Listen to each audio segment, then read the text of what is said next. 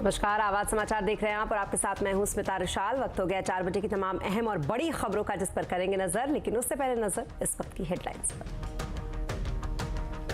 हफ्ते के आखिरी दिन शानदार बढ़त पर बंद हुए बाजार। सेंसेक्स निफ्टी 1.5% से ज्यादा चढ़े। बैंक निफ्टी में रही 862 पॉइंट की बढ़त। आरआईएल आंध्र प्रदेश में लगाएगी 10 गीगावाट का सोलर पावर प्लांट। प्रदेश के इन्वेस्टर समिट में मुकेश अंबानी का ऐलान। 40,000 करोड़ के निवेश से जियो राज्य में बना रहा है डिजिटल नेटवर्क। तेजी से बढ़ती गर्मी के बीच केंद्र ने राज्यों को किया अलर्ट। बिजली सप्लाई को तैयार पर मांग ब्यौरा, साथ ही सीएनबीसी आवाज एक्सक्लूसिव। कैम्ब्रिज में राहुल गांधी के बयान पर भारत में गरमाई सियासत। कही थी भारत में विपक्ष की जासूसी की बात। बीजेपी बोली भारत को बदनाम करना राहुल की आदत। दिल्ली में क्वाड देशों के विदेश मंत्रियों की बैठक में चीन को घेरने की तैयारी। आतंकवाद पर साझा एक्शन को लेकर भी बनी सहमति। इंदौर टेस्ट में भारत की करारी हार। ऑस्ट्रेलिया ने 9 विकेट से हराया। वर्ल्ड टेस्ट चैंपियनशिप के फाइनल में पहुंचने के लिए आज अगला टेस्ट जीतना जरूरी। और खबरों की शुरुआत करेंगे आज सबसे पहले बाजार से। दरअसल जहां कई दिनों की गिरावट को भुलाते हुए आज बाजार कुलाचे भरता नजर आया। अदानी की ब्लॉक डील का असर तो बाजार में जोश भरने में कामयाब रहा ही। अमेरिका से भी कुछ अच्छी खबर आई तो बाजार आज काफी खुश नजर आया। कल कुल मिलाकर अगर बात करें तो बंद होने से पहले सेंसेक्स और निफ्टी 1.5% आज चढ़ गए। बाजार का पूरा हाल बताने के लिए हमारे साथ हैं यतिन मोता। यतिन, सबसे पहले तो बताइए आज बाजार में जो तेजी का दौर रहा उसके बारे में। तो आज ऑब्वियसली जो अदानी ग्रुप में येस्टरडे ब्लॉक डील हुई थी और उसके बाद जो संस्थागत निवेशकों की होड़ लगी, एफआई की शॉर्ट कवरिंग भी थी इसमें, तो कहीं ना कहीं बाजार को आज जबरदस्त सपोर्ट मिला।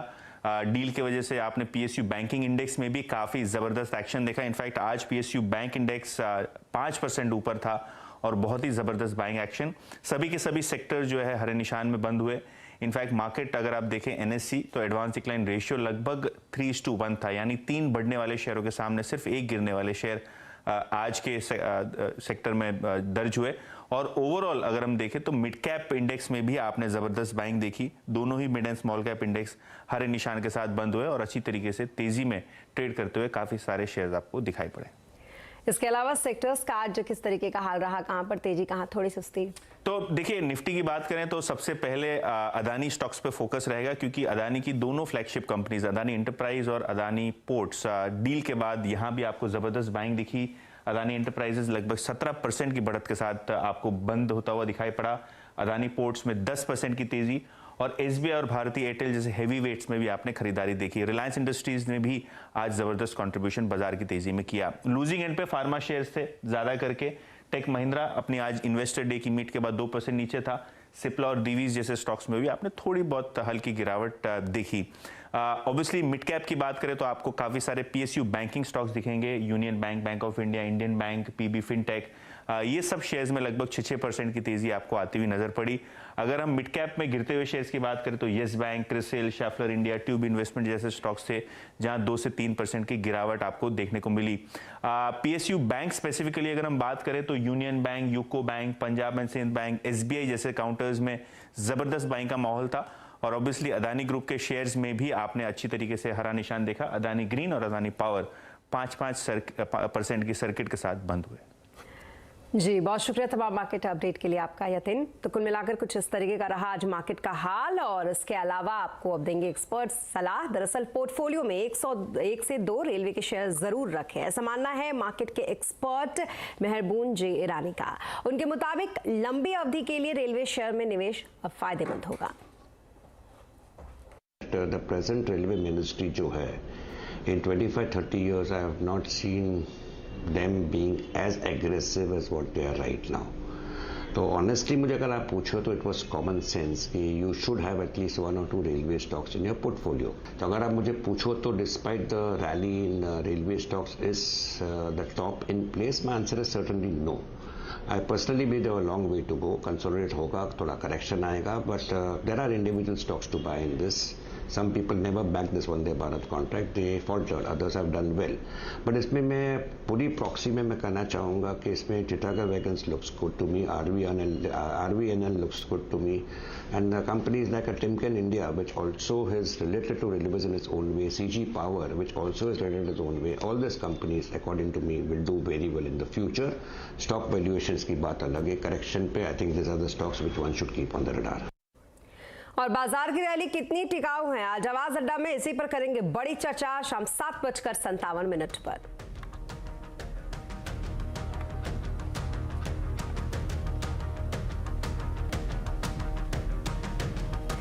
और रिलायंस इंडस्ट्रीज के चेयरमैन मुकेश अंबानी ने आंध्र प्रदेश में 10 gigawatt renewable solar power project लगाने का ऐलान किया है। विशाखापट्टनम में आज से शुरू हुए ग्लोबल इन्वेस्टर समिट 2023 में मुकेश अंबानी ने कहा कि भारत के प्रधानमंत्री मोदी के नेतृत्व में दुनिया की सबसे तेजी से बढ़ने वाली बड़ी इकोनॉमी बन गया है। इस तरह आंध्र प्रदेश युवा और विजनरी मुख्यमंत्री जगनमोहन रेड्डी के नेतृत्व में उल्लेखनीय प्रगति की है। मुकेश अंबानी ने KG-D6 की चर्चा करते हुए कहा कि आंध्र में रिलायंस की oil and gas exploration team ने 2022 में गैस पाई थी। इसमें रिलायंस 1.5 लाख करोड़ का निवेश कर चुकी है और आज KG-D6 भारत की गैस प्रोडक्शन में 30% हिस्सा रखता है। आंध्र में अपने निवेश को आगे बढ़ाते हुए रिलायंस सोलर पावर प्रोजेक्ट में अब निवेश करेगा। I would like to assure you that Reliance will continue to be an unflinching partner to the people and the government of Andhra Pradesh in your states all around accelerated progress. This morning, I am happy to announce that we will continue our investments and we will invest in 10 gigawatts of renewable solar energy in the state of Andhra Pradesh. तो वही मुकेश अंबानी ने यह भी कहा कि Reliance retail ने आंध्र में 6000 गांव के 1,20,000 किराना के साथ पार्टनरशिप की है और 20,000 सीधी नौकरियां भी दी है और बड़े पैमाने पर अप्रत्यक्ष रोजगार पैदा किया है। रिलायंस रिटेल आगे गांव किसानों से प्रोडक्ट और सोर्सेज करेगा और इससे करीब 50,000 लोगों को रोजगार मिलेगा। दूसरी तरफ रिलायंस फाउंडेशन हेल्थ, एजुकेशन और रूरल ट्रांसफॉर्मेशन में तन्मयता से काम कर रहा है। मुकेश अंबानी ने यह भी कहा कि रिलायंस जियो 40,000 करोड़ के निवेश से आंध्र में सबसे बड़ा और सबसे अच्छा डिजिटल नेटवर्क फुल प्रिंट तैयार कर रहा है। We are creating the largest and the best digital network footprint in the state by investing over 40,000 crores. Our 4G network covers 98% of Andhra Pradesh's population, including those living in the remotest corners of the state. The rollout of Jio's true 5G will be completed before the end of 2023 throughout India, including your state of Andhra Pradesh. और देश में बढ़ती गर्मी ने सरकार की चिंता बढ़ा दी है। देश में बिजली की किल्लत नहीं हो, इसके लिए सरकार ने कमर कस ली है। क्या कुछ है तैयारी सरकार की, ये बताने के लिए हमारे साथ है दीपाली नंदा। दीपाली, बताएं सरकार ने क्या तैयारी की है इससे निपटने के लिए? देखिए, अगर आपको याद हो, पिछले साल गर्मियों के सीजन में 111 साल का रिकॉर्ड टूटा था। भीषण गर्मी का सामना खास तौर पर पूरे उत्तर भारत ने किया था, लेकिन इस बार जो प्रेडिक्शन IMD की तरफ से की गई है, पारे में और ज्यादा उछाल देखने को मिलेगा। यही वजह है कि जो बिजली की डिमांड है वो भी रिकॉर्ड स्तर से आगे निकलने का अनुमान लगाया जा रहा है। इसी के मद्देनजर हमें सूत्रों से जानकारी मिल रही है कि ऊर्जा मंत्रालय ने अभी से ही कमर कस ली है कि जिस तरह का बिजली क्राइसिस, पावर क्राइसिस पिछले साल देखने को मिला था, उस तरह की स्थिति देश में इस बार पैदा ना हो। इसी के चलते राज्यों को ये कहा गया है कि आप लोगों ने इस बार गर्मी से निपटने के लिए जो समर एक्शन प्लान बनाया है वो आप मंत्रालय के साथ साझा करें। खास तौर पर दिल्ली, हरियाणा, उत्तर प्रदेश और पंजाब, जहां पर इंडस्ट्रियल और डोमेस्टिक बिजली की डिमांड काफी ज्यादा देखने को मिलती है गर्मी के सीजन में, उन राज्यों को ब्यौरा देने को कहा गया है। जो पूरी सरकार का फोकस है वो कोयले की उपलब्धता पर पर है, क्योंकि 70% से ज्यादा उत्पादन देश में बिजली का कोयले से किया जाता है। और जब भी पीक डिमांड बढ़ती है तो जो कोयले के खदान है, कोयले के भंडार है, वहां पर सुपर क्रिटिकल कंडीशन देखने को मिलती है। 1 या 2 दिन का कोयला बचता है। तो इंपोर्टेड कोयला और साथ ही साथ घरेलू कोयले की उपलब्धता पूरी की जाए, जितना अनुमान लगाया गया है उससे और ज्यादा मात्रा में कोयले को भंडार किया जाए, ये सारी बातें मंत्रालय की तरफ से राज्य को कहा गया है। एक जो डेटा, जो अनुमान लगाया गया है कि आखिर कितनी डिमांड बढ़ सकती है पिछले साल के मुकाबले, तो ऊर्जा मंत्रालय की तरफ से जो आंकड़ा जारी किया गया है उसके मुताबिक इस बार 229 गीगावाट तक बिजली की डिमांड देश में पहुंच सकती है। अगर पिछले साल देखें तो ये आंकड़ा 211 गीगावाट था। यही वजह है कि कोयले की उपलब्धता बढ़ाने और राज्यों के साथ अभी से ही कोऑर्डिनेशन सरकार करती हुई नजर आ रही है। जी, बहुत शुक्रिया तमाम डिटेल्स के लिए आपका दीपाली। और अब बात राहुल गांधी की करेंगे। दरअसल कैम्ब्रिज यूनिवर्सिटी में राहुल गांधी के भाषण पर भारत में सियासत गर्म हो गई है। राहुल गांधी कैम्ब्रिज में learning to listen in the 21st century इस विषय पर भाषण दे रहे थे। भारत जोड़ो यात्रा की चर्चा करते हुए राहुल ने कहा कि भारत में विपक्ष के नेताओं की जासूसी की जा रही है। राहुल ने कहा कि इजरायली स्पाईवेयर पेगासस का इस्तेमाल हो रहा है। उनके फोन में भी पेगासस था। राहुल को खुफिया विभाग के अधिकारियों ने बताया कि वो अपने फोन पर संभल कर बात करें, क्योंकि उनका फोन रिकॉर्ड किया जा रहा है। राहुल ने कहा कि संसद, प्रेस, न्यायपालिका जैसे लोकतंत्र के बुनियाद को कमजोर किया जा रहा है। Capture and control of media and the judiciary, surveillance and intimidation. I myself had Pegasus on my phone. Large number of politicians have Pegasus on my phone, on their phone. I've been called by intelligence officers who tell me, listen, please be careful what you're saying on the phone, because we are sort of recording this stuff. So this is a constant pressure that we feel. तो वही दूसरी तरफ केंद्रीय मंत्री अनुराग ठाकुर ने कहा कि देश को बदनाम करना राहुल की आदत बन गई है। देश में कोई उनकी सुनता नहीं और वो विदेश में जाकर कुछ भी बोलते रहते हैं। देश में उनको सुनने के लिए कोई तैयार नहीं और विदेश में जाकर जहर उगलने का काम, लोकतंत्र को बदनाम करने का काम और भारत को बदनाम करने का काम राहुल गांधी जी कभी नहीं छोड़ते हैं। तो ये स्वाभाविक है, देश में तो उनकी स्वीकारता है नहीं, और जो बाहर लोगों को कुछ पता नहीं उनके बीच में जाकर तो आप कुछ भी झूठ बोलेंगे, और उनको ये पता नहीं राहुल गांधी जी भ्रष्टाचार के मामले में बेल पर हैं, और एक बार नहीं कई बार माफ़ी, कभी पार्लियामेंट, कभी कोर्ट्स में ये मांगने का काम उनका हो चुका है। और अब बात मेघालय की, जहां पर एक बार फिर से बीजेपी और एनपीपी के समर्थन वाली सरकार बनने की तैयारी हो रही है। दरअसल एनपीपी प्रमुख कोनराड संगमा ने सरकार बनाने के लिए बीजेपी से समर्थन मांगा था, जिसके बाद बीजेपी ने संगमा को अपना समर्थन पत्र सौंप दिया। खबर है कि कोनराड संगमा ने समर्थन के लिए फोन पर अमित शाह से बातचीत की थी। आपको यह भी बता दें कि दोनों पार्टियों ने अलग अलग चुनाव लड़ा था।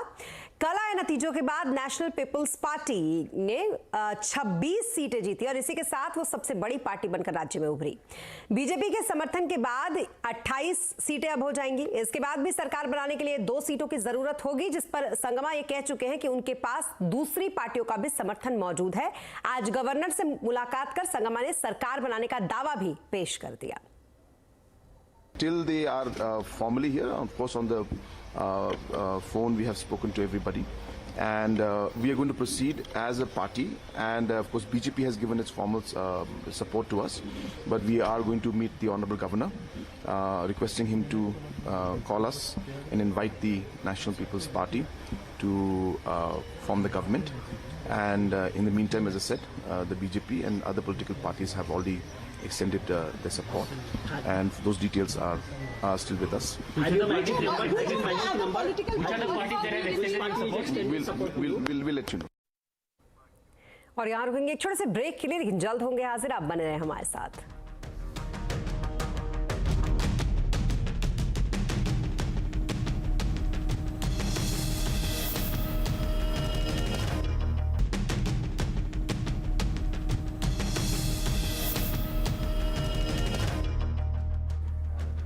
और ब्रेक के बाद एक बार फिर आपका स्वागत है। और क्या आप भी वीगन या प्लांट मीट में दिलचस्पी रखते हैं तो खबर को ध्यान से सुनिएगा।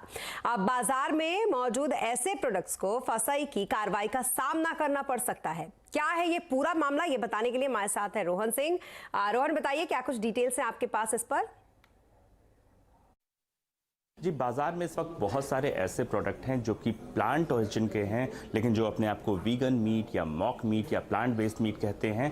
फूड रेगुलेटर FSSAI को इन प्रोडक्ट्स से कोई दिक्कत नहीं है, लेकिन FSSAI का कहना है कि जब आप मीट शब्द का इस्तेमाल करते हैं तो उसे एनिमल ओरिजिन का होना चाहिए। आप भले ही अपने जो कस्टमर्स हैं उनको समझाने के लिए इसका इस्तेमाल किया कर सकते हैं, लेकिन जैसा ही आप फूड आइटम के पैकेट पर मीट शब्द का इस्तेमाल करते हैं तो ये ज़रूरी है कि जो नियम है उनके मुताबिक वो एनिमल ओरिजिन के हों। और ऐसा बहुत सारे जो प्रोडक्ट्स हैं वो इनका पालन नहीं करते हैं, भले ही वो प्लांट बेस्ड हो या सोया से हो या बाकी प्लांट ओरिजिन के चीज़ों से बनी हुई प्रोडक्ट्स हो, उनमें भी मीट शब्द का इस्तेमाल किया जाता है। और फूड रेगुलेटर का कहना है कि ये मिस ब्रांडिंग और मिस लेबलिंग का मामला है और फूड सेफ्टी एक्ट के अगेंस्ट जाता है और जो कंज्यूमर है उनको ये कंफ्यूज कर सकता है। इसीलिए बहुत जल्दी जो तमाम फूड कमिश्नर्स हैं, जो अमेजन या फ्लिपकार्ट जैसी कंपनियाँ जहाँ पर ये बिक रहे हैं और साथ ही जो कंपनियाँ जो इस प्रोडक्ट्स को बना रही हैं, उनसे मीट शब्द को हटाने के लिए कहा जा सकता है। ठीक इसी तरह का जो मामला था वो मिल्क को लेके भी था। सोया मिल्क या आलमंड मिल्क जैसे बहुत सारे प्रोडक्ट्स थे, उनको हाल में ही कहा था कि मिल्क शब्द का आप इस्तेमाल नहीं कर सकते, क्योंकि मिल्क जो है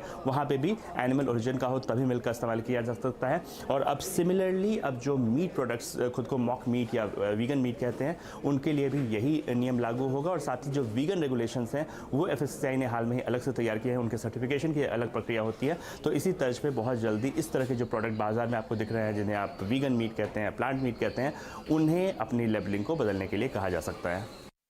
बहुत शुक्रिया तमाम डिटेल्स के लिए आपका रोहन।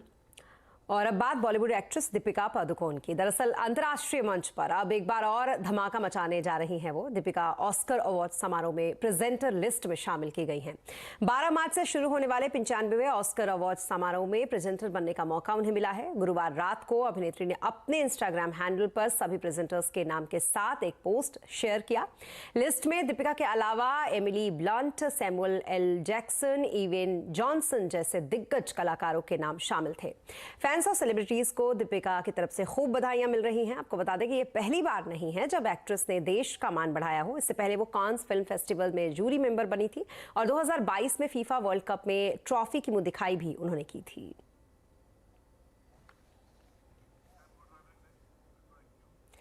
और इसी के साथ यहाँ पर रुकेंगे एक छोटे से ब्रेक के लिए, लेकिन ब्रेक के उस पार भी खबरों का सिलसिला लगातार जारी है। नमस्कार।